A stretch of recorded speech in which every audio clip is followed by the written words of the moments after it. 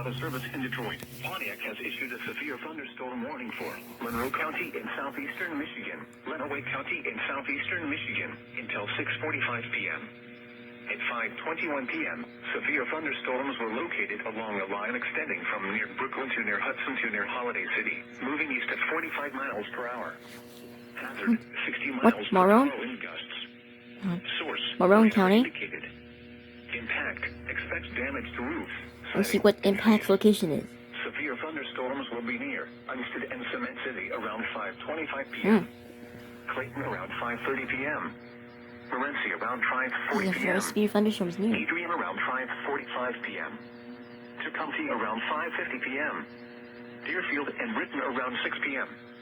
Blissfield and Petersburg around 6:05 p.m. Milan, Dundee, and Ottawa Lake I bet around 6 Marone is going to p.m. be around by time. Other locations impacted by these severe thunderstorms include Newport, Manitou Beach, Devil's Lake, Ogden Center, Canandaigua, Erie, Woodland Beach, Stony Point, Ridgeway, Palmyra, and Bowles Harbor.